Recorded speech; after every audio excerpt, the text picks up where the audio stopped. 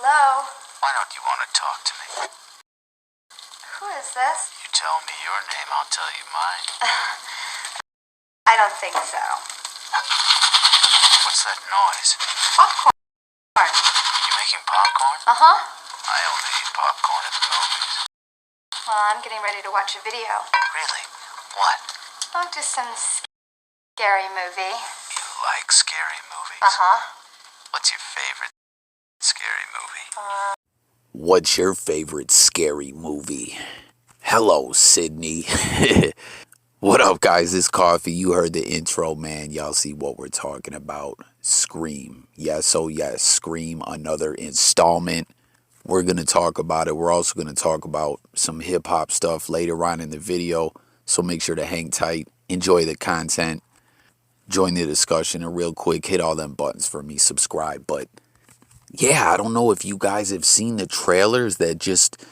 You know, sometimes they run a trailer campaign of something many, many months before. And, you know, like in the beginning, it's a trailer that shows this much. And then there's a little more each time. And, you know, 6 months down the road, 8 months down the road when they've been advertising, the anticipation is at a high. And everyone's like, yo, what? Like, that's not what they're doing here with Scream. Unless I'm tripping, because I have not seen a single trailer for this. And I've seen this happen with movies before, you know, that they just kind of, boom, one day you hear it's coming, and it comes like within a month. And that's what's going on here as it's set to be released January 14th. And you see the title is just Scream, not Scream 5, just simply Scream.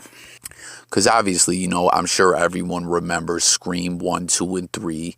Jump in the comments and let me know what your favorite movie was. You know, some of your favorite scenes, memories, all that. Let's discuss it all below. You know, I'm kind of excited about this, period. If you guys don't know, J Coffee Talk is a bit of a nostalgia junkie. You know what I mean? That I need my fix of that nostalgia, taking it back to, you know, 90s, early 90s, 80s. I love it. I love it.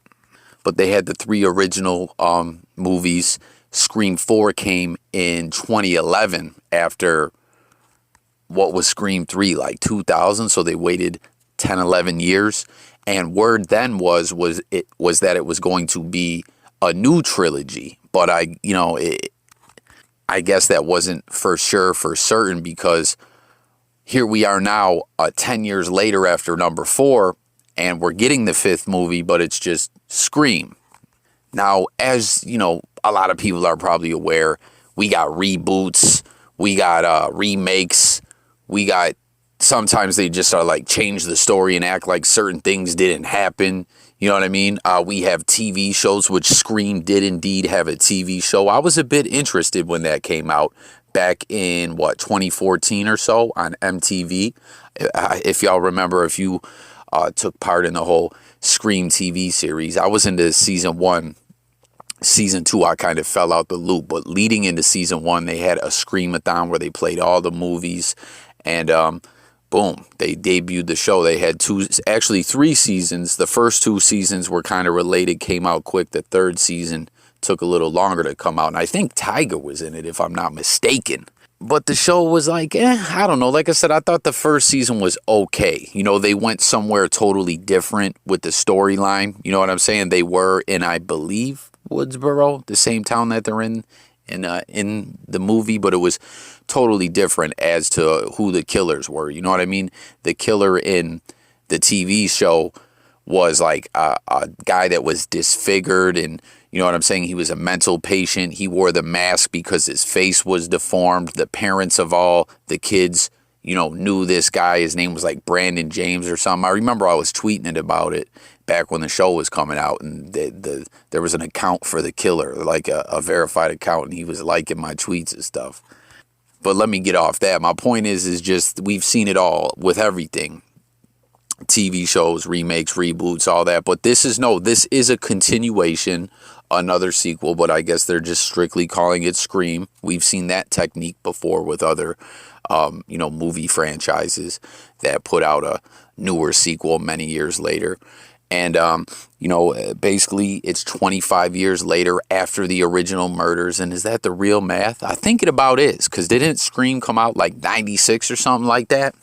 This is set to drop early 2022. So maybe my math's off a little bit, but hey, things are continuing on. And it seems a lot of the original characters are back, okay? Dewey, David Arquette, the cop, you know what I'm saying? Side conversation. All my wrestling fans, as you guys know, I like to blog on wrestling. It's kind of wild to think he was the WCW champion, right? But I actually knew someone that hung out with David Arquette shortly after he had a divorce. I want to say it was at the Eminem Jay-Z show, or was it the Lil Wayne? The Eminem, I think, Jay-Z show that took place in Detroit. I want to say somewhere around 2008 or 2009. He had like special passes, and he was there with David Arquette. And he said Arquette was so saucy, it was crazy, and he was just mingling. He had security with him, but not like a big detail, just one or two dudes. And he said Arquette was lit. He had pictures with him and everything. It was crazy. And I believe he was divorcing at that time the girl that played Gail Weathers, who was in Scream, because they ended up falling in love and getting together. I don't know. Nev Campbell's back. No, Skeet Ulrich isn't back. Do you guys know who Skeet Ulrich is? That blew my mind when I found out that was that dude's name. Skeet Ulrich played Billy Loomis, one of the killers in the original Scream, who back then a lot of women thought he was handsome and all this kind of stuff, and now he's this busted up member of the Riverdale show, you know what I mean, where he plays Jughead's dad, and he looks like he had a long battle with that Breaking Bad. Like, Skeet Ulrich aged bad, and his career didn't flourish too well neither, as did a lot of people on this movie franchise, you know. But I just thought that was quite hilarious, Skeet Ulrich. But yeah, he's like 50 or 51. Nev Campbell's 48. Arquette is like 50. Matt Lillard, the other killer that died in the original one, you can catch him nowadays on Bad Girls. Another great show. Comment if you watch Bad Girls. He's like 51. They're all around the same age, but Skeet Ulrich had a rough time, and I'm guessing it was Breaking Bad and booze. Maybe I'm wrong, but hey, Jay Coffee Talk's throwing it out there. But they're all back in town. There's a new murderer. Kind of what we saw in Scream 4, if you recall. In Scream 4, Nev Campbell, Sydney came back to town, and the same stuff kind of happened all over again. It turned out it was like her cousin. Spoiler alert, sorry if you didn't see Scream 4. It turned out her cousin was trying to put this plan together with, you know, that dude that's Macaulay Culkin's cousin but looks just like Macaulay Culkin. He's in City on a Hill. He's in that movie 12 with 50 Cent. He's in a lot of stuff, you know, and he's Macaulay Culkin's cousin. I think Rory McCulkin. I don't know. He looks just like him. But they came up with this plan that they were going to live stream this big murder spree on the anniversary of the original killings or something like that, and take it viral and plead insanity, and you know. So I don't know. Like I said, I like it because I'm a bit of a nostalgia addict. I really am. But you know, certain things really just shouldn't be done. But I really didn't think Scream 4 was too bad. Comment and let me know if you agree. You know, all those scary movie fans out there, where do you rate Scream? What did you think of them continuing it on? Do you think it still has a lifeline here? I don't know. I got to say I'm a bit excited. And what do we got? Like 3 weeks till the movie comes out. So jump in the comments. Let me know if you'll be watching it. And I know you guys see the clips playing on the screen. Who remembers the masterpiece Silk the Shocker Scream off Scream 2 soundtrack, the song Scream? I thought it was pretty good. I don't know. Reminds me, what did DMX say? Got me falling like white bitches in Scary Movie. You don't know how to act. Get too close. Protected by Viper. Stand back. You know the old stereotypical black people always die in the scary movies. Off the top of my head, just thinking about Scream, we know in part 2, Jada and Omar Epps died in the opening sequence. In Scream 4, I know Anthony Anderson was killed. But I do got to say, I believe it was Scream 2. The dude from Above the Rim. What's his name? Like the star of Above the Rim that can hoop. He was in it, and he lived. He lived. So That's 3 out of the 4 black actors, stars in the movie were killed. Just off the top of my head, I'm sure there's many more. I could be wrong. But for real, for the movie fanatics out there, the scary movie fanatics out there, like, let's keep it real. Is that stereotype fair to say? Does that always seem to happen in scary movies? Jump in the comments. Let me know. Let me know what you think about everything we touched on.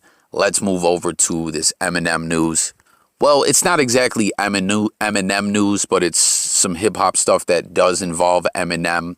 Real quick, though, before I carry on with that, got to give a big shout-out to subscriber Tim Schatz, or viewer Tim Schatz. I hope you're subscribed. Commenter, we'll say.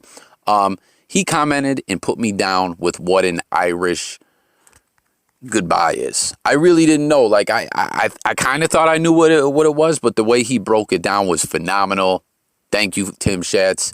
That's what I love about this channel, just kicking it with you guys. You know, whether we're just shooting the shit in the comments or, you know, we're talking in depth about a conversation, you know, a scary movie, hip-hop stuff, sports, whatever. That's what it's all about. So thank you again, Tim Schatz. I hope you are indeed a subscriber. If not, hit them buttons. But anyways, this whole situation here, as I said, it's not exactly an Eminem story, but it involves Eminem. And the fact that it's not really about Eminem, but M's name kind of gets brought to the forefront, kind of almost details what this is all about. Like, stay with me, y'all. I'm going to try to break it down the best, like as good as Tim Schatz broke down what the Irish goodbye is. Now, Eminem has seemingly had the Elvis effect when it comes to hip hop. You know what I mean? He became, you know, it started out, he was the white dude trying to really brag. Like, there'd been some white rappers before, like Third Base, and some others, you know, that were for real rappers. Not many, but, you know, we had Vanilla Ice, right? And Eminem was trying to show everyone he was not Vanilla Ice, that he could really rap, that he wasn't a novelty. Something we just recently heard Jack Harlow talking about, you know, to the media. He does not want to be known as a novelty white rapper act. But Eminem ended up blowing up, you know, crossing over, kind of going pop at the same time, going globally, the Elvis effect in a sense. And with that being said, a lot of individuals feel a lot of different ways about Eminem. Okay, we've talked about it in many different videos. Don't forget, as is keep saying, January 20th is coming, 2022 as well. It's going to be an annual event. I forgot about that. We'll see if there's any January updates coming. But anyways, I don't know if you guys saw the recent conversation debate going down. Royce the 5'9" kind of got into a little back and forth with Ice Water Vezo, if I'm saying his name correctly, and Lando Bando, who has the Hip Hop Lab YouTube platform, where they were talking about, you know, artists from Detroit, you know, the up-and-coming generation who, you know, street artists trying to get on in the game, basically saying they don't really know Eminem. They've only really seen Eminem collab with, like, Big Sean and Royce, and, you know, they feel some kind of way about him. And, you know, why doesn't he put them on more or less?